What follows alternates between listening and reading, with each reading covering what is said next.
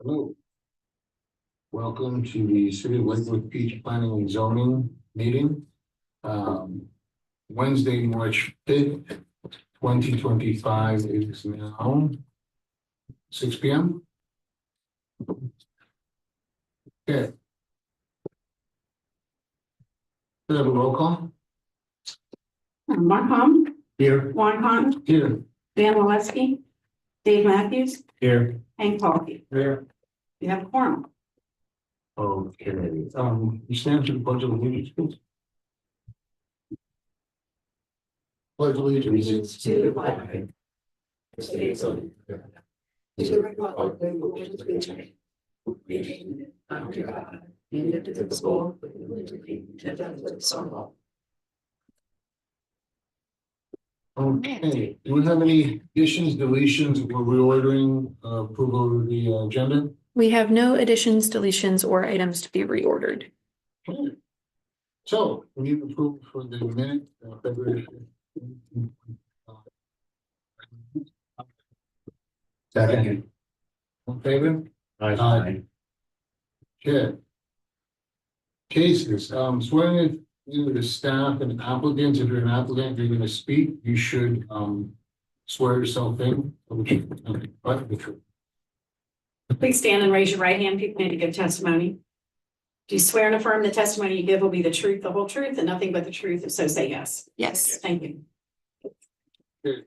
Do we have proof of publication for 3694 23rd Avenue South, 1701 Terrace Drive West and 1718 South Douglas Street?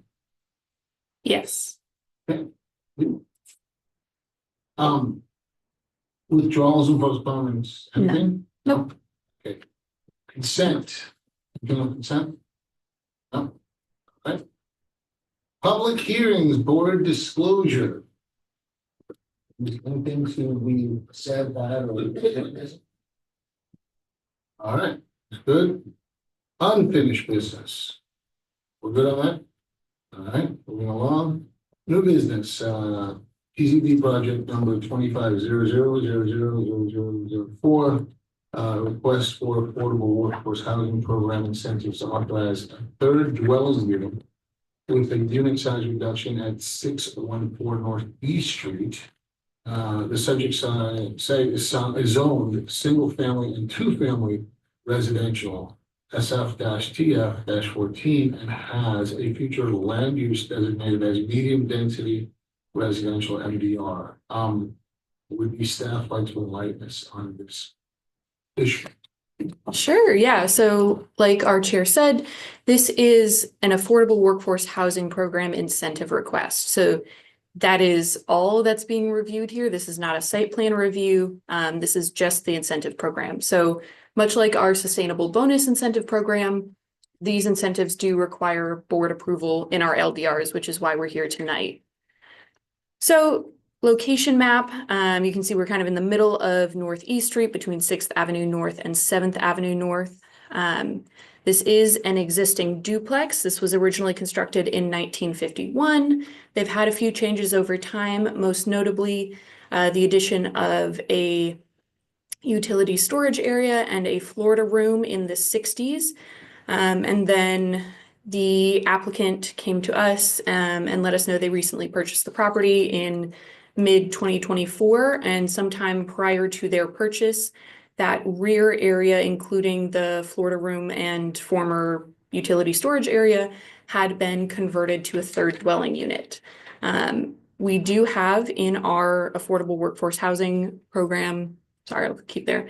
Our affordable workforce housing program, it allows for the addition of one bonus unit in all zoning districts except for the single family residential zoning district. This is in our SF-TF zoning district, so it is eligible for that. And they were interested in using that incentive program as a way to be able to continue this third unit and basically authorize the use of it. So we've got just some snippets of their survey and a quick concept that they provided of showing that they meet the existing parking requirements.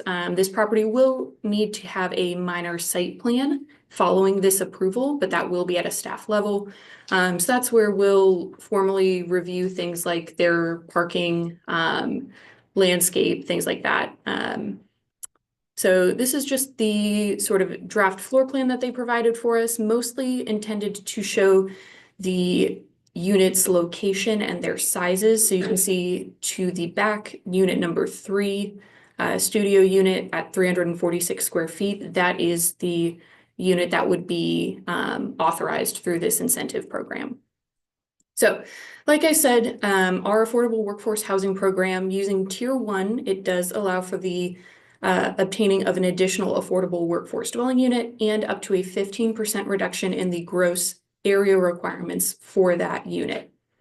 So they are requesting that one bonus studio unit that would be income restricted according to our program's affordability criteria, and a reduction in the minimum unit size from 400 square feet to 346 square feet, which is slightly larger than the minimum size with that 15% reduction. So our code provides 4 review criteria for you all to use. The first one is that the award is calculated correctly, and that the unit type mix is reflective of the overall unit type mix. The calculations provided by the applicant are done correctly. The studio unit doesn't necessarily reflect the unit type of the 2 existing 1-bedroom units. But realistically, that provision was intended for larger projects, so that, you know, say on an 80-unit project, it's not all the studios that are affordable, when they have a wider number, and a wider mix of unit types. This proposal does meet the broader intent to encourage inclusion of affordable and workforce housing units, and would not be unusual for a project of this size or something like an accessory dwelling unit that's intended as affordable. Criteria B, the proposed income restrictions will meet our requirements. It won't exceed 45% of the AMI for the gross household income, and the overall housing expense, as they've provided for us, will not exceed 30% of that income limit. And we will be enforcing this through the required restrictive covenant and annual project report. Criteria C, again, similar to the last one, the proposed annual rent does meet the intent of the Affordable Workforce Housing Program, and that compliance will be monitored and enforced through the restrictive covenant and the annual report. And then finally, D, does the proposed restrictive covenant meet our intent? It does. They're using our draft city-provided affordable workforce housing covenant. They're not creating their own, so that makes item D very easy for us to review. So we do recommend approval with conditions. We've provided a few conditions of approval. One, that this approval is contingent on them receiving that site plan and after the fact permit approval for the unit. Number 2 is also about that minor site plan requirement. Condition number 3 is a standard requirement to restrict it in accordance with our program requirements.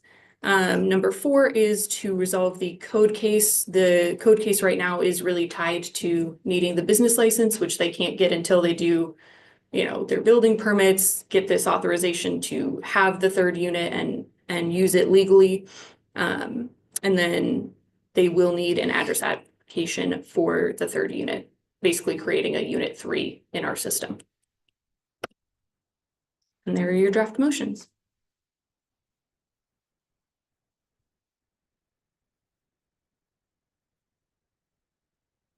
Question would be, with the Affordable Workforce Housing Program, would all 3 units be attached to that, or just this unit? Just this unit. So when you're using the bonus unit provision, it's only the bonus density, in this case, the 1 unit that you would need to That restrict. would be controlled by the city.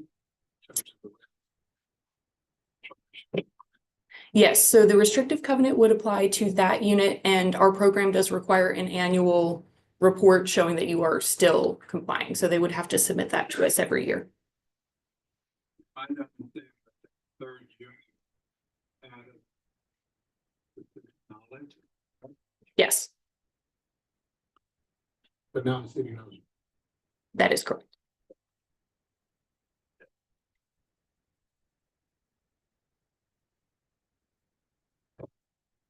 With regards to the bonus and the incentives for affordable housing, does the 25% parking reduction only apply to the one unit that's getting earmarked for affordable housing, or you can apply that to all three units? So the 25% reduction would generally apply site-wide. They're not requesting to use that. They are planning to, based on what they've provided to us so far, technically, because they have such a long driveway that can fit 5 spaces. But yeah, they are not planning to, They want to rebuild piece to me. yeah, so they don't, under our code, we don't have technical requirements prohibiting the use of that many tandem spaces. So right now they do actually meet the 5 required spaces. They're different occupancy. In any like ground up new development, we are conditioning it that way, but we don't have something in our code right now that we can prohibit someone from doing this. In conversations with the applicant, and they are here tonight as well, but they are interested in, through that site plan process, making access off the alley to give, not just a singular access to the spaces and, if necessary, per the building code, provide an ADA space, all of that. Yeah.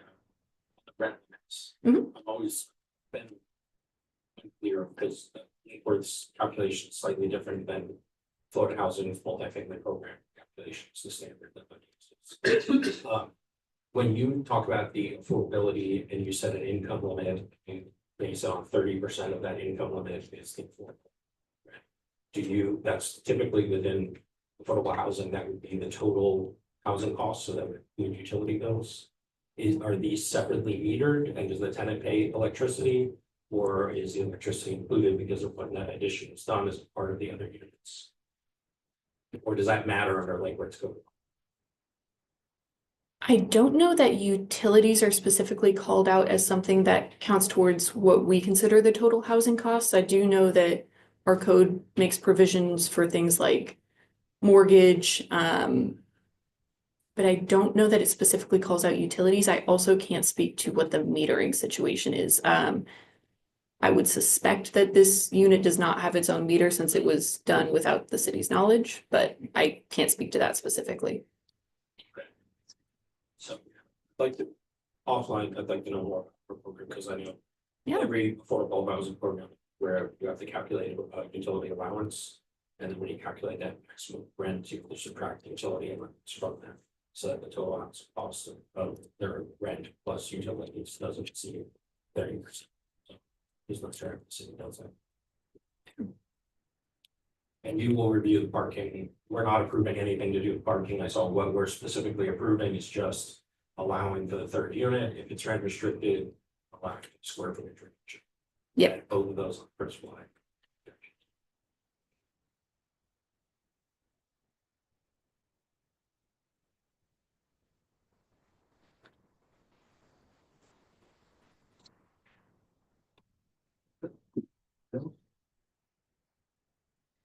So we have motion with the, yeah. Oh, yeah. If you want to say anything, Did you you want to can. say? I've worked very closely with staff and that was very comprehensive.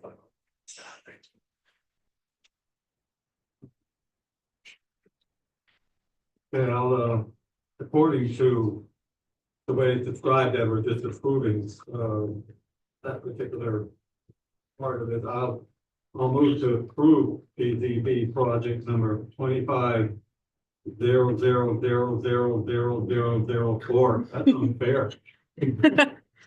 For affordable workforce housing program incentives to authorize a third dwelling unit with a unit size reduction at 614 North E Street based upon the competent and substantial evidence provided in the staff report and in the testimony at the public hearing. Second. I second it, and that second with the approved conditions. Aye.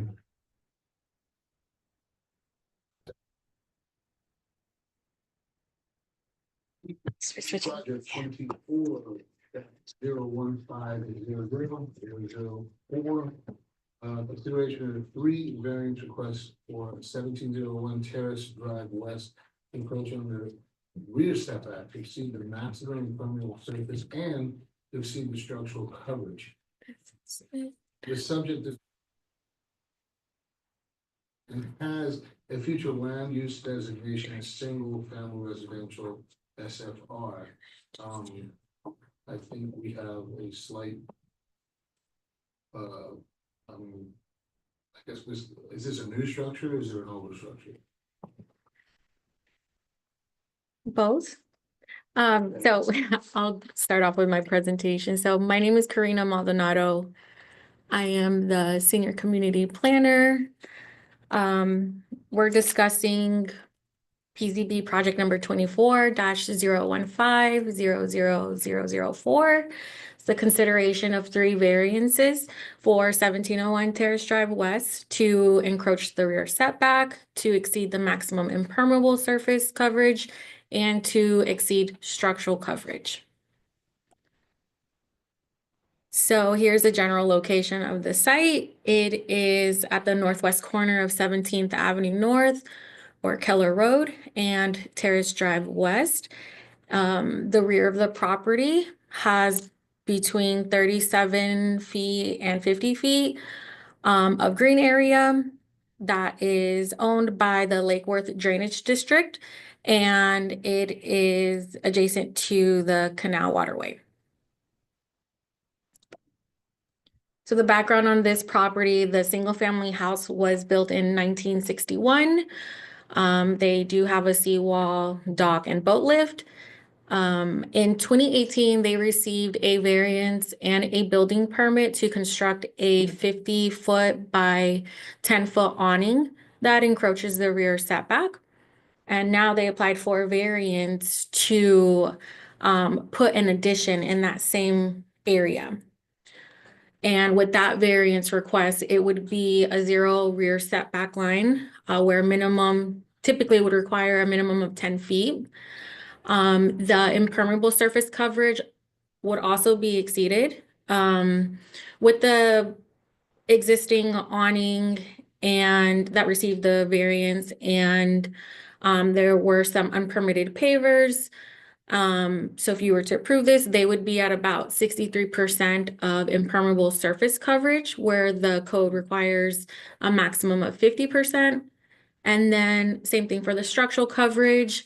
They would be at about 36.7% of structural coverage, where the code requires a maximum of 30%. So here's the survey of the site. The applicant did highlight the area of where they are proposing. Again, this is the same area where that existing awning is at. They would be adding an addition for a living area. So our staff analysis, we have 4 criteria for variances.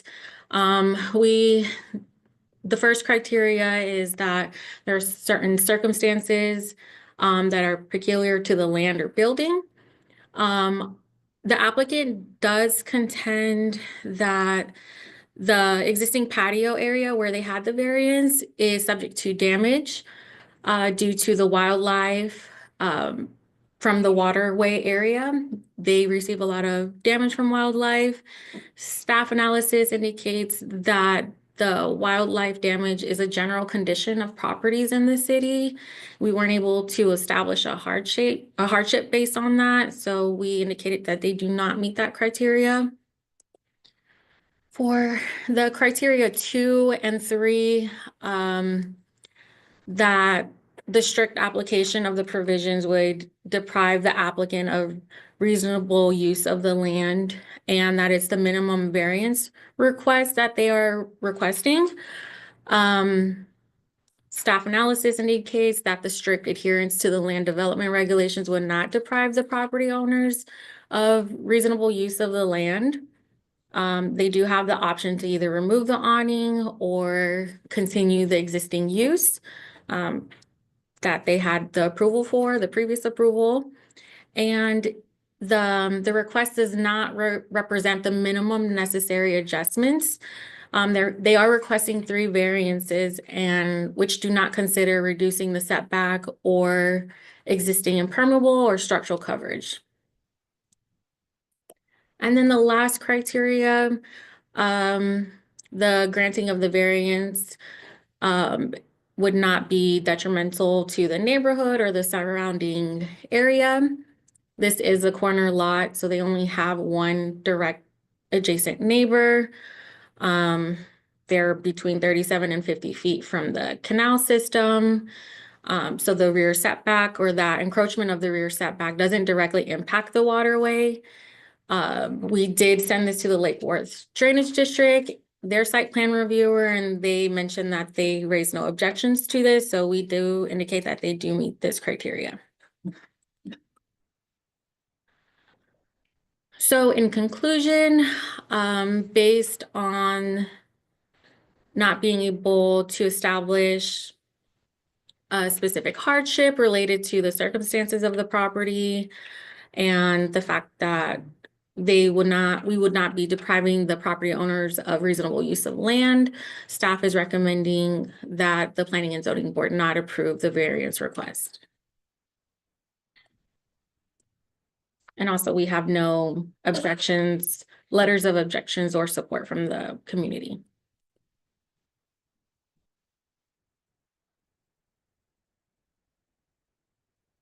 Here are the motions. We do have potential conditions of approval if you do decide to approve it. Here are some photos that the applicant also provided of this area. And this is the awning that had the previous variance, where they are proposing to add an addition. And then here is the survey again.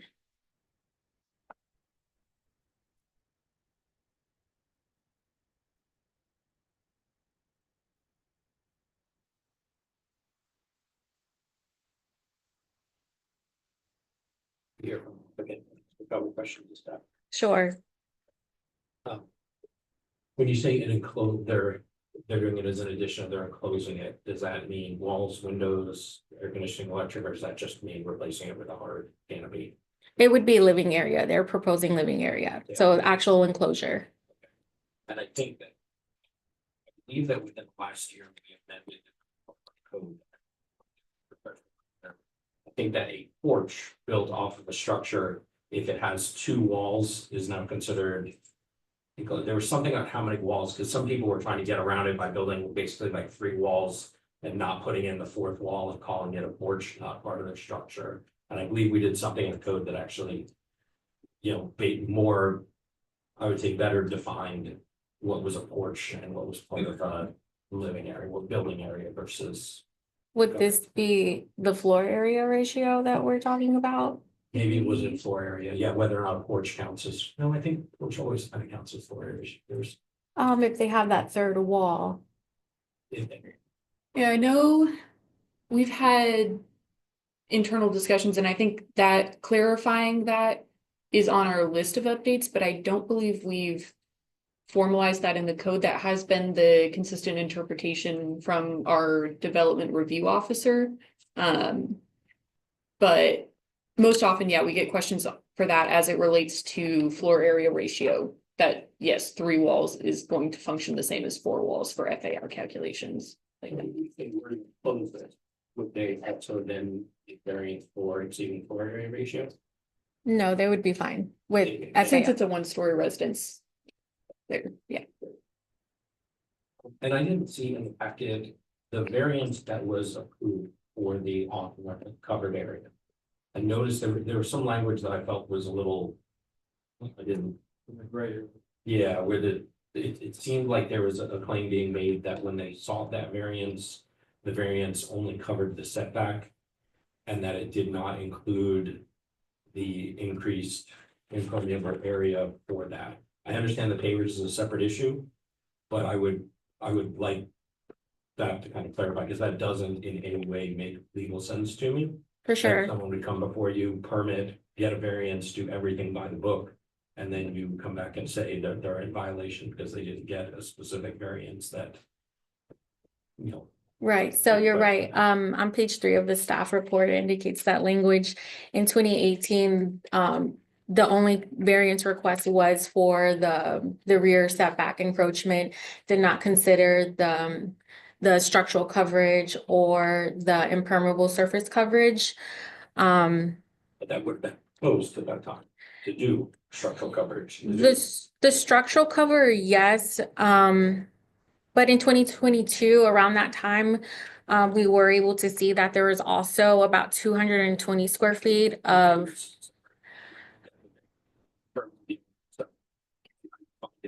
Yeah. Before you with something to discuss with staff, you guys tend to help us which variances we need.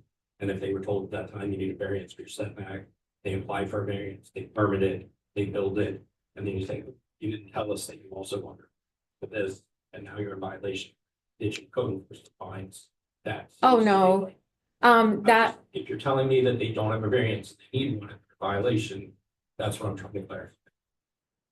so this, they don't have a code case, for this. They are requesting, they met us a while ago asking if they do add an addition here, would they also need a variance request? So we're just looking at this as a brand new variance request where that awning can stay as it is today. Whether we approve or deny it, they can leave that there. There's no code violation for that. They had an approval, they went through all the formal processes, that was approved, so we're not altering that. But the request to enclose it requires its own variance, as the variance was specific to what it's for. So now that we're looking at it, this addition would be a variance for all 3 items. So we're addressing it today. Basically, yes, staff at the time should have been taking them for 3 variances as well. They didn't, like Karina said, they have no violations because staff made an error in not making them do 3 variances at that time. But yeah, basically, we can't continue that error with the new variance request. So that's why it is now 3. It should have been then. We can't, fix what was approved, and we are honoring what was approved. But, trying to fix what we can now and do it correctly this time. So to me, it's completely 2 separate things, that and the papers, right? Because I believe this one, they permitted, they built, they sought a variance. And I think from what we're hearing is the pavers, they didn't seek a variance, they didn't permit pavers, they installed it without any city. Correct? So it's 2 different things happened in 2 different times, so I think it's gonna be easier to look at these as those being 2 separate. And right now, we are being requested to, or they are requesting that the variance that we would approve would include the square footage of papers. Right.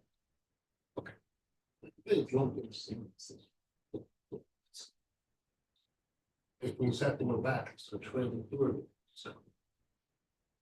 Well, I guess from my perspective, if they were only applying for the area in back, and if they had gotten permits for building a covered area on the back of their house. To me, whether that covered area is canvas or whether that covered area is wood frame with shingles in it. They're, either way, they're basically building a covered area on the back of their house. And so at that point, enclosing that is very different, from coming in and adding paver somewhere. So there, to me, there are 2 different issues, because I can see if they've been approved to have a covered area. And if we assume that that approval covers the setback issue, the impervious issue, and the structure issue, then replacing that with, on the exact same spot, with just a different construction method, seems like that's a different criteria than. I think. Oh, no, it is on, I believe this is the south side where their existing driveway, that corner driveway that connects. There's like a small area right here that was, I don't think they could see your mouse. oh, no. Where it's labeled brick patio on the south side. there is an area there. That area or an area next to They it. added a drive. It wasn't the whole area that they had the established driveway and a portion of a walkway in the rear. They just connected them. There's a green area between the two, that walkway and the driveway. Do you have an area or something? Not on here. Well, maybe Maybe trace back in.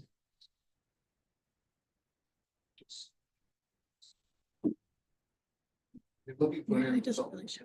yeah, no. Do it.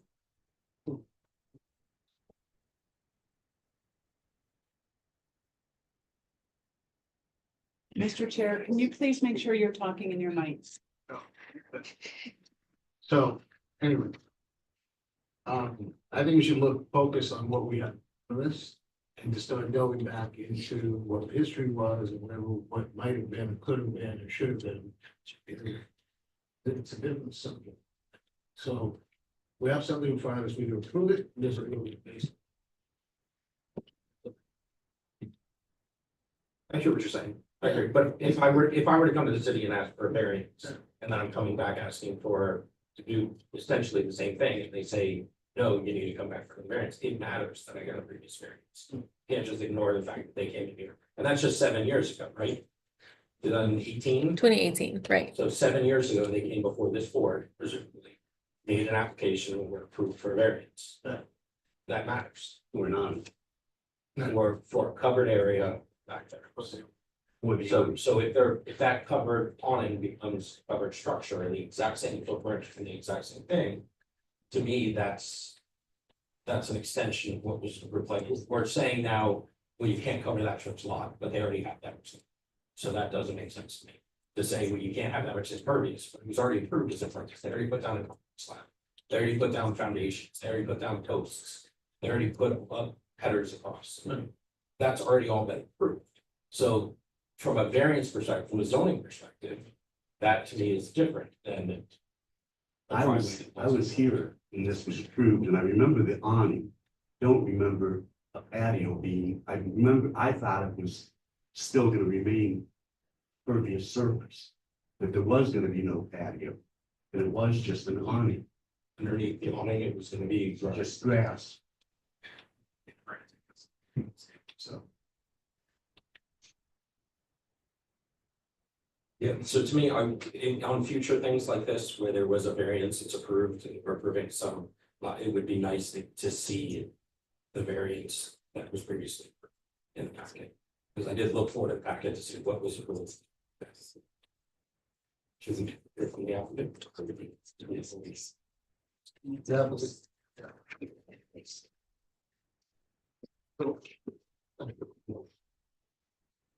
Good evening. My name is Ibrahim Shan. Oh, okay. My name is Ibrahim Shan. I have my wife, Ebra, with me, and here with the owner of the. We bought the property in 2014, and we started a new baby. I'm surprised that they missed that we had a permit to renovate the property. And it was in 2015, which did not show in the list that they gave people. At that time, we did the pavers in the back, we did the pavers on the side, and we had a final inspection that passed. There was no issue about any. We went, we got then we got the permit for the, like paper said, for the boat lift and the seawall, which was approved by the Victoria Drainage District. Then we went for the awning and we got another approval from the Lake Worth District to go to the end of this property. And we did that. Paper, we don't remember, and you said you thought it was grass. No, that was always patio. Then when we renovated the property in the paved, it's paved, paved lot, the same as the front of the house. All we did, we added the awning. The what we're trying to do is we're not changing anything that is not there. We have a structure there that you've approved and it was permitted and it passed. We're trying to enclose because we couldn't use it. We have grandchildren, when they come in, they want to play outside. First, the house is kind of, we moved in there from a big house that we built here on the Intercoastal because my wife and I thought our kids moved away. Now we don't need a big house, we moved into a small house. Well, guess what? Our kids got married, they have families, they come back, we're crowded in there. So we put the awning, unfortunately, we have to fight with the animals, for its use. And so far they've won. We put a sprinkler system, not sprinkler, misting system for the mosquitoes. The sprinkler system goes on, it washes out everything, the mosquitoes have one too. So we decided maybe we enclose it, so we have the proper use of the property. If you look at the property with the area we added by building the seawall to the Lake Worth Drainage District property, you almost double the size of our property. So when you look at first, I'm gonna go through the 3 points that, Karina and her staff has commented on. First, in my opinion, we should be grandfathered in concerning the 10 feet setback because you've approved it. Okay, we're not changing that. So to bring it up today after it was approved in the past, I don't think it's fair. The second point, when you talk about the impermeable area, even though we do not own the Lake Worth Drainage District area, that's almost doubles our lot, which if you look at it, half of the property drains into Lake Worth Drainage District, and that's natural. We didn't do anything about that. So if we're worried about we don't have enough impermeable area, you have to look at that whole area, even though we don't own it all. So we're not affecting dumping water on the streets, that's what you're trying to avoid by having 50% rule. So really, I do not see that as a problem. And again, all the paved area that was there, they were done when we did the permit in 2015. And we had inspection and we passed all of that. So I don't know what to say about this. I think we're grandfathered into that. The only other thing is the structural area. We have it. We've approved it before. We're not changing, we're not increasing the area that's being covered. It's the same area. All we're trying to do is to have the benefit of using it in a good way. And then I go to point 4, where the staff said that we're not infringing on anyone, we're not injuring anyone, and the only neighbor that could be affected has said it's okay, do what you did or what you want to do. They've approved it in the past, which is Lake Worth Drainage District.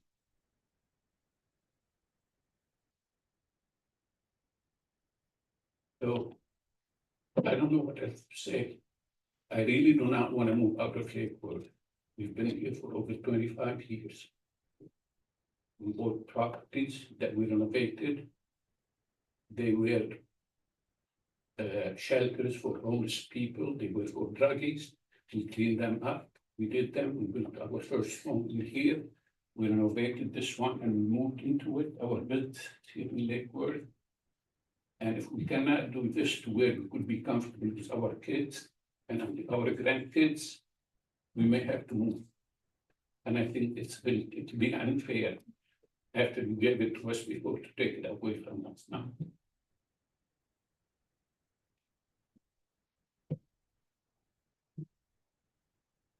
Okay. Thank you. Thank you. Good job. Is there anybody from the public that would like to say something? Staff? Okay. Back to the board.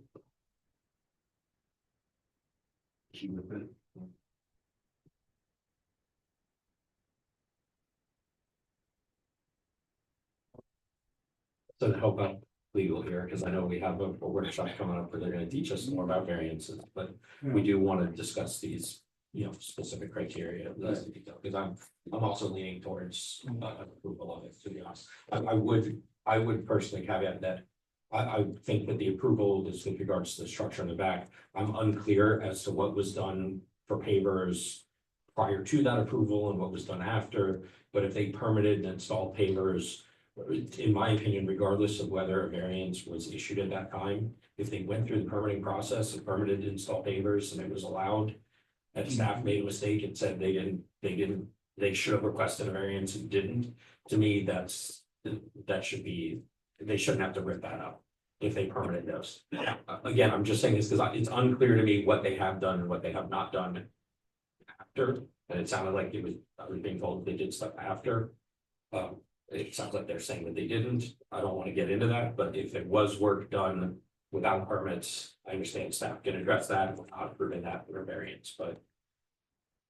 The variance request before you today is for the site as it exists with all of the pavers and changing the back structure, awning to an enclosed portion of the structure. It's all of that. And we're allowed to an extent to qualify what we approve as board. Yes. Right?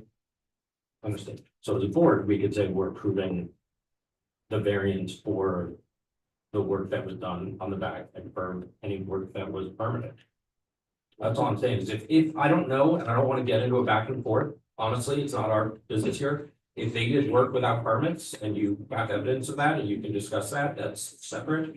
But if they permitted the work and they did it, then to me, that's approved, and that's grandfathered in. Coming back and saying, well, when you permitted this, you had to tell us that you needed a variance. Doesn't make sense to me. It's like, from a legal perspective, if I went and I permitted something today and the city just gave me a permit for it and I built it, and then they came back later and said you're in violation because you didn't tell us you needed a variance, that doesn't seem right to me. We agree, and staff's not saying that. They're letting you know there are other issues on the site that are part of this variance application. And I guess. And even if this current staff would have recommended they be part of the previous variance, they weren't, but they should be now because they need a variance to continue to exist in their current state. I'm saying, and to be very clear, I'm saying that anything that was permitted, I'm willing to approve a variance for. If it was perfect. Anyway, we're going so it's today, so. I'm sorry, I missed one point. Yes. I would like to mention. I missed one point. I would like to mention that when we bought the property, there was a wall right where the awning ends. From the north end to the south end of the property. That was about 6 feet tall, and I sent a picture of that to the staff. So it was there before. Okay. So, If these 4 conditions, really quick, the one that says, our special circumstances exist. I think having a platted lot where a significant portion of that lot is part of the Lakewood Drainage District, which I have encountered that before. It's not your property, but it is kind of a special circumstance for the work of this lot, and I think that's probably why the variance was granted in the past. And I would say that even though that there are other properties that have that, those also kind of have special consideration, and I would argue that it would meet condition 1. The strict application of the LDRs would deprive the applicant of reasonable use of the land or the building. And I think that if we consider that the permitted awning is permitted, it is part of the building. And I think with holes in it and having maintenance issues on it, that I can argue that That what they're trying to do is replace that with something more sturdy. And so I would argue that it could also be, that maybe condition 2, condition 3, the minimum variance, they're talking about enclosing an existing structure, not expanding a structure that's already been approved. So enclosing an existing structure, so we could say that, and 4, staff already said they meet the criteria. So I know we're gonna get some additional training on this, I know that in general, staff thinks that we'll probably be a little bit liberal in variances. We think that those 4 conditions, I could argue as someone on the board here that it does meet those. And therefore, I would make a motion to approve unless there's further. Second. Would you like to hear staff's proposed conditions for approval? Yes, please. So we drafted a few conditions of approval in the case that you would approve a variance. First one, obviously, they need a building permit for the proposed addition. Number 2, that the variance is for the 52.1 by 11.7 addition to the west side only. Does not include any additional structures. Any future modifications to the subject addition or impermeable surface coverage and or structural coverage shall require a new variance. This, we might want to talk about the impermeable, but we drafted as the whole site, the whole variance request, that the maximum impermeable coverage shall not exceed 63% and that the maximum structural coverage allowance shall not exceed 36.7%. And in your motion, you would also need to include the termination of the previous variance, and that this variance would replace it. So I would go with condition 2. Condition 2, the variance or the addition where it says any future modifications, let's say any future modifications were previously done unpermitted. I want to get in between. If everything is permanent, then we're good, but if it was, then you can address them. And then with number 3, that kind of quibble with the number there is just that 63% does include some paver areas that are in question. So that's why, that maximum would include some of those areas that we've discussed tonight, that there's disagreement on. So if you guys want to not include number 3, just to not have that number there and have it covered through the addition or modification that you made to condition number 2, that could work as well. Fine with that.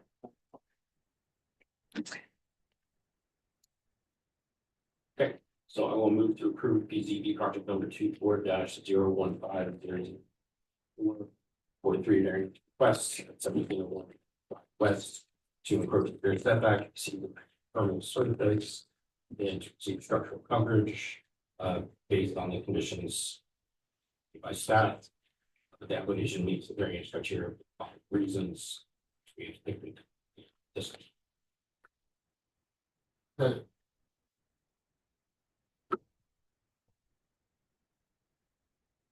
Aye. Thank you.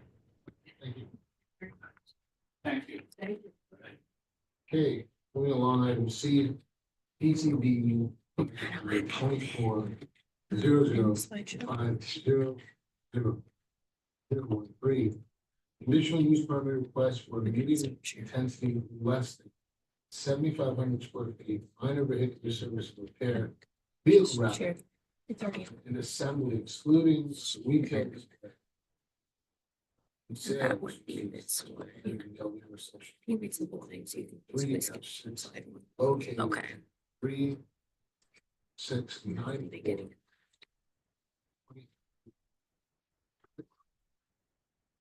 Avenue South, Suite 1. The subject site is zoned industrial park of commerce and has a future land use classification as industrial. All right, again, my name is Karina Maldonado, the Senior Community Planner. You mentioned the project number 24-005-00013. This request is being proposed by Saddle Creek Graphics, they're known as Fast Signs. The site overall is just under an acre. And the overall building is over 15,000 square feet. The applicant is proposing to use 1,200 square feet.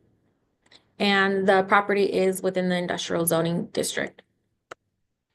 So the proposal will refer to the applicant as Fast Signs. Fast Signs is proposing to do vehicle wrapping. The city does not define vehicle wrapping, but we do define window tinting services to vehicles, and that is within the minor vehicular service and repair use. So the applicant is they're not proposing to do traditional minor vehicular repair services uses like brakes or tires or mufflers or oil changes. So the only use we're reviewing is the vehicle wrapping. And they are also requesting for assembly uses to assemble signs and the vehicle wrapping, or excuse me, just for the assembling the signs at this location, which typically only requires an administrative use permit, which is a staff level review. We're including that in this request. And they are proposing indoor storage use, which is a permitted use in that zoning district. And they are planning to operate from 8 a.m. to 5 p.m. Monday through Friday.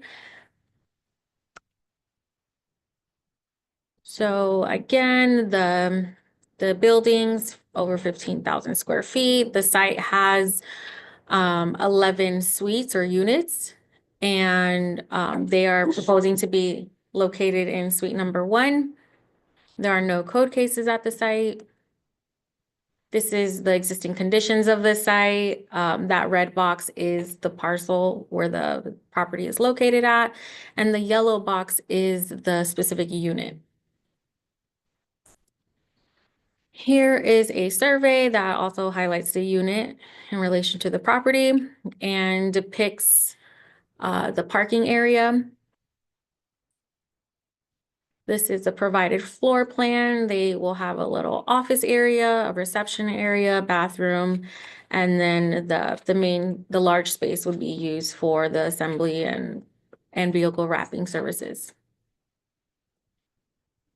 So our staff analysis, as conditioned, the site is consistent with the comprehensive plan. The strategic plan is consistent with general findings and specific findings for conditional uses. So therefore, staff is recommending the approval. We do have a list of conditions of approval that do include that vehicle wrapping and sign assembly is the only use permitted. All of the traditional minor vehicular service repair uses are not part of this approval. And that includes like no outdoor storage, no on-street or outdoor parking, like no services on vehicle wrappings outdoors. This would remain indoors. Let's see what else. They would have to meet the parking requirements, like traditional vehicle repair services, and they would still have to meet the supplemental standards for vehicle repair services. The electric department just provided a general comment that if they were to work on any changes to the electric service, they would need a permit, which includes the voltage and load calculations, and then the water and sewer utilities are requesting that they provide the location and the size of the existing backflow preventer. Concludes my presentation. I have a question. I noticed here where you're saying that they're going to require 4 parking spots. There's 27 parking spaces on this property sharing with all the other units. It does not give them 4 parking spots. How are they going to rectify that? At the time of business license, they would have to provide documentation showing that they have at least 4 parking spaces.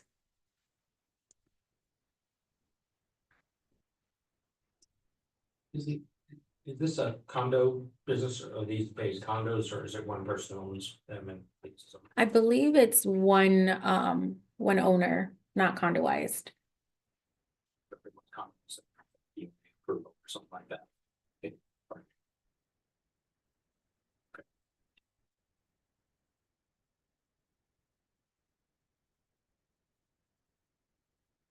And they still need a business license yet, right? Oh, yes.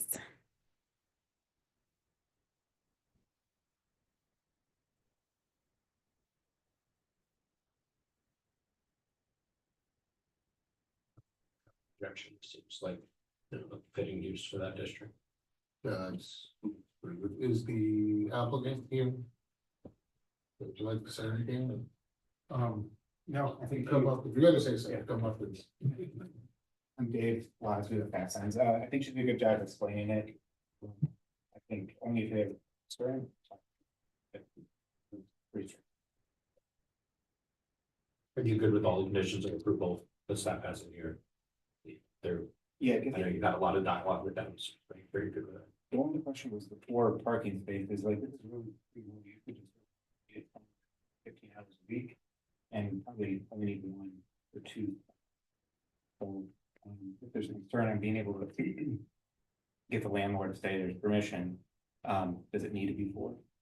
So, minor vehicular repair services, they have supplemental standards that require,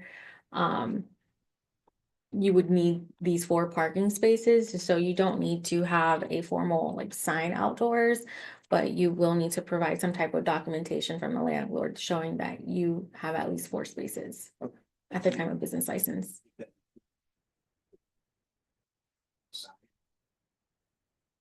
No, so the area inside would be the service area, so they're required 1 space per 300 square feet of service area where they actually work on the vehicles wrapping. Thank you. Good.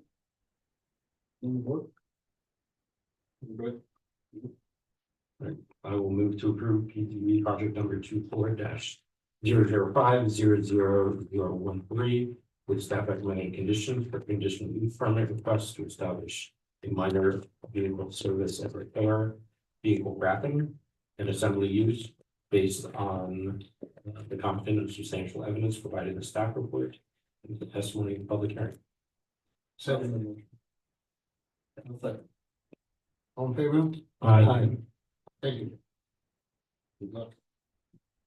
Okay, we've got B. PVB project number 23-00500016 and 23-000. Site plan amendment, request for construction of 3 additional educational buildings equaling 21,300 square feet and site improvements, including the swimming pool, basketball court, outdoor amphitheater, soccer field, playground, walking trails, landscaping, and parking lot at 1718 South Douglas Street. Conditional use permit, CUP requests for the establishment of a high intensity greater than 7,500 square feet institutional use. The property is zoned public P and has a public future land use, FLU, designation. I think it's pretty straightforward. It's a school pushing forward additional facilities that need, correct? Yes. Right. So again, my name is Karina Maldonado, Senior Community Planner. The site, the applicant is For the Children. That's the name of the organization. They currently are located at the site that has about 3,200 square feet of existing building that they use. They have had an active business license since 2000. And services include childcare from ages 3 to 12. And there's no code cases at the site. So this is the location of the site. It's a little over 4.5 acres. And they only have 1 structure. So they are proposing significant improvements. This is just a survey of the site. this is the proposed site plan that shows all of the improvements to be done within 6 phases. That includes parking, new buildings, a basketball court, just recreational area, gardens. They are proposing landscape improvements. This landscape plan generally shows the perimeter trees and hedges. There will be additional green area, like their gardens. They have a retention area, open lawn areas that are depicted in white. So there will be more landscape. So the staff analysis indicates that it is consistent with the comprehensive plan, the strategic plan, the city LDRs, general findings, conditional use criteria. We are recommending approval with conditions. So we did review the site. Site plans are reviewed through our site plan review team, so it's different departments and agencies that review it. Part of that is when we reviewed it, we will require another site plan process to correct site data table deficiencies and parking deficiencies, revise the fencing in certain locations, identify invasive plants on their landscape plan, slightly revise their photometric plan, which is lighting plan, and any departmental site-related conditions. The fire department did provide a comment about one of the structures being proposed at their first phase. It's a structure a little over 1,800 square feet that they will need to provide fire department access. So that will be addressed prior to the certificate of occupancy. Electric has conditions of approval. Same with water. The main items was that fire comment. Here's just a general image of the first phase building, the building that's approximately 1,800 square feet. This building will be designated as a Category 5 building shelter. And this is a building that the fire department provided a condition that they will need to have access to that building. Here is a floor plan of that building we were just talking about. Here are the other structures they are proposing. One of them does indicate a mural. A mural is not part of this request. Any future murals would have to be seen by the Planning and Zoning Board, so we added a condition on that. Here are the floor plans to building 2, which is being proposed during phase 2. Again, there's 6 phases to this project. And additional elevations for phase 3. Again, the mural is not part of this approval. Another floor plan. And here is the final site plan again. And that concludes my presentation. What's the time frame for the different phases? Yeah. So they would need to do it within, the development order is valid for a year, I believe. And then they have additional timing after they have permitting. And then they would also need a site plan process. So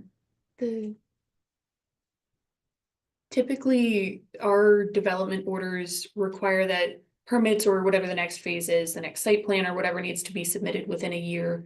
Our code does allow for a development order itself to be valid for, I believe it's 3 years standard. The board can approve for up to 4. Phase 1, they are trying to get complete by September of this year because of some state grant money and things like that that are needing to happen more quickly. I don't believe we've been given a full timeline for all 6 phases. Would you explain that again? Talking about the time involved, what you meant by 1 year or 3 years? Sure, yeah. So when we send out a development order, it has a cover letter on it that basically tells the applicant you need to apply for your next step. Most often that's a building permit. In some cases like this, that might be your site plan amendment before your building permit. You need to be moving along with your application within 1 year, or you need to let us know that you need to extend it. But the validity of the development orders approval as a whole typically lasts for 3 years. So if it takes you more than 3 years, or if the board approves additional time up to 4, to do your project, then basically you might need to come in for another part of the approval. You know, if you get approved 4 years ago, you don't extend it, you know, obviously Florida statute provides ability to extend if there's hurricanes, you know, emergency situations. But typically, you know, notwithstanding all of that, if you come in, get an approval, and 4 years later, you still haven't achieved what you were approved for, you're gonna need to come back. So it's okay where you stay here, you're missing existing structure and phase 6 proposed bathroom and storage type of thing. Is that because it will come later within the first year, or when, being that it's missing, what do you mean by it's missing? I mean, I know the word missing, but, yeah, that is a condition, but you know, I mean, there's a time, I thought a time frame with that also. So, are you referring to page 4 of the staff report under the site data table? Referring to where it says under the all the condition? beyond phase 6 and all the basic zoning proposal you have underneath there, missing existing structure and phase 6 proposed bathroom / storage structure height. Staff has added a condition of approval to include at the time of site plan review. So I was wondering when that site plan review would take place. Okay, thank you. So this, their site plan has a site data table that identifies the structure calculations and everything. The height was missing, so we are requiring that prior to the certificate of occupancy, that they would need to update the site plan through a site plan process to correct any deficiencies on the site data table, which include adding the height of the missing structure, the bathroom area, and the items listed for the floor area ratio. Yeah. And they are missing the lot width and the front setback and the rear setback. So staff did include that that approximate setback. They are meeting the requirements, but it was just missing from the site data table. They are, yes. City.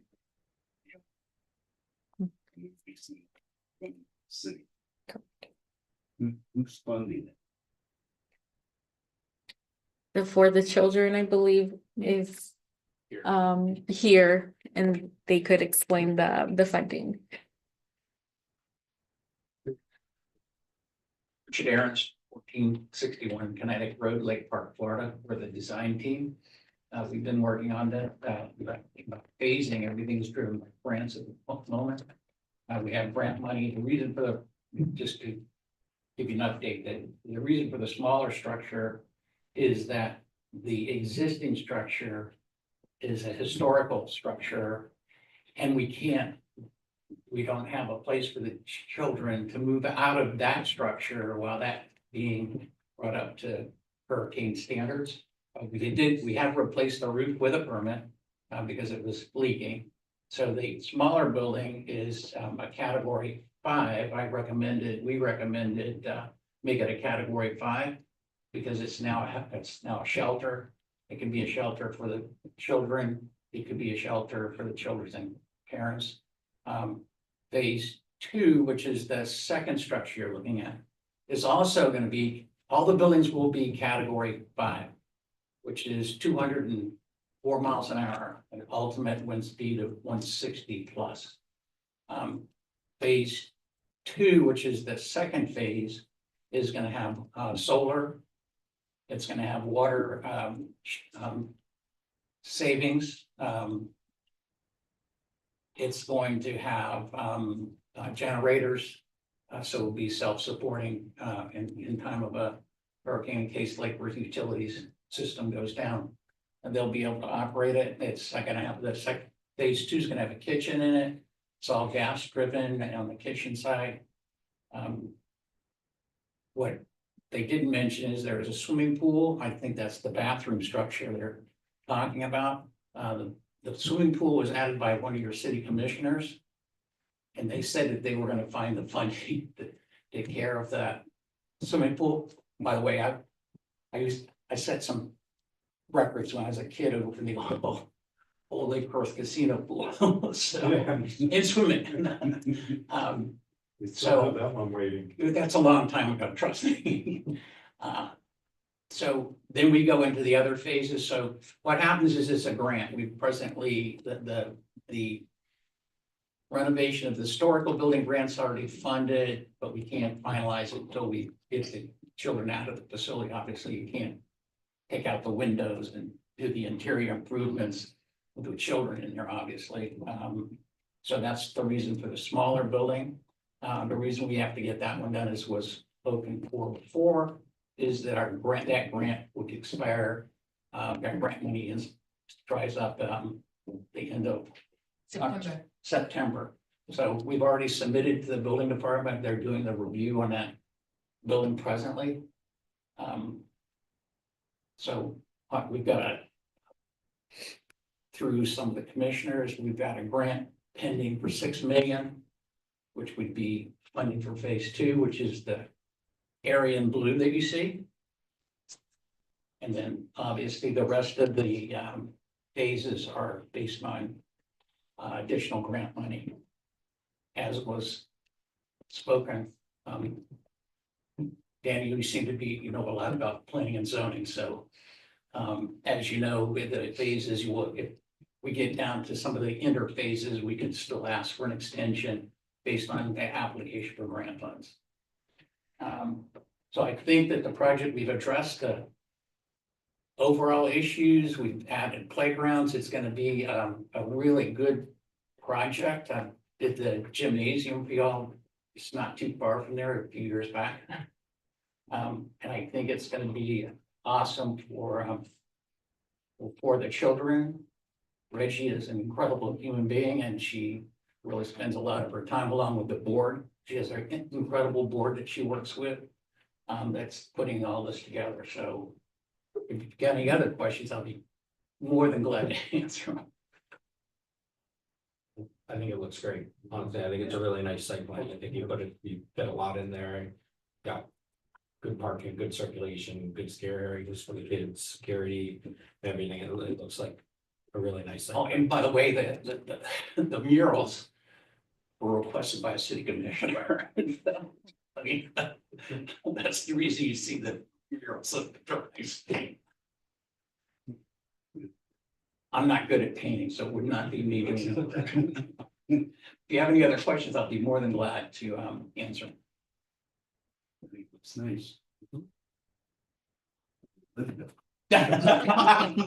Well, you will if the storm comes. There you go. Because like I said, phase 2, that'll be a category 5 also, so the number of people that second phase will be able to accommodate will be in the 150 to 200 people, so it'll be an excellent Shelter. emergency shelter, yes.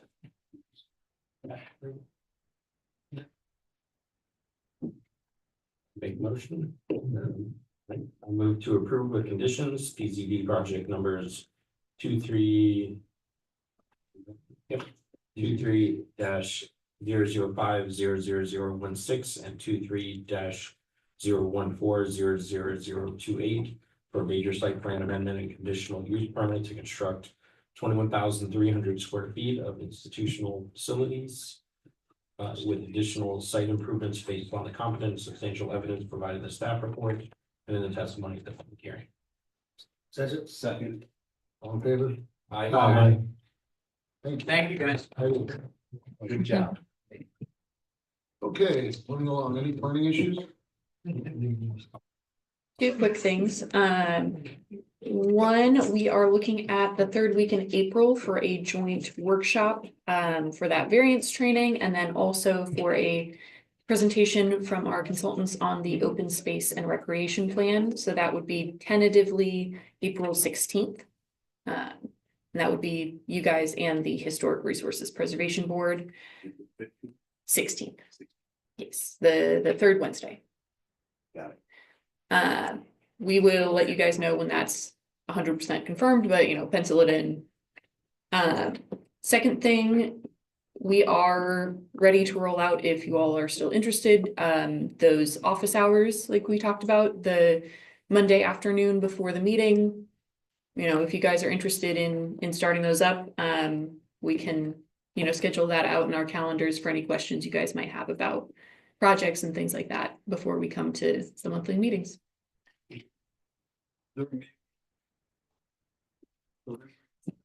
There is not, we were hoping the open space and rec workshop would be able to go on the 19th of this month.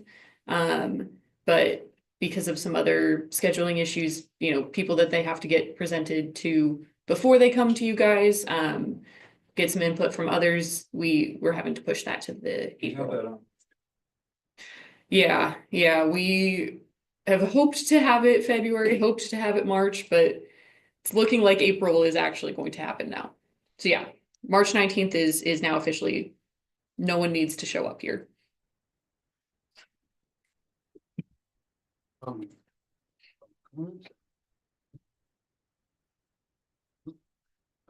reports. Board member comment. I had one comment based on something from last meeting that's kind of suggestion to staff. I had a lot of time, you know, I struggled, we took a long time talking about that one project that had all the different conditional uses and we were approving to. At some point when that stuff comes up, I really understand why you have to do it, but I really would love to see you guys just, it sounds like that entire district. We've got a lot of stuff that are in there that require board approval that should be administratively approved. And it just, because that's ultimately, you guys are gonna have to review each one of those for parking and for all the requirements for business license. But it just seems like if we can approve for one property, all of these uses regardless of tenants, and they're telling us they have a leasing problem because nobody can lease their building without going to a board for approval. It sounds like a lot of those uses, they just make sense in the traditional industrial. That why wouldn't we just move those to administrative approval instead of board approval? I think it would save you guys a lot of time and probably help that district out. So it may be something you want to consider. I would certainly, you know, recommend you doing that. Save you some time as well. Thank you. Okay, we're adjourned.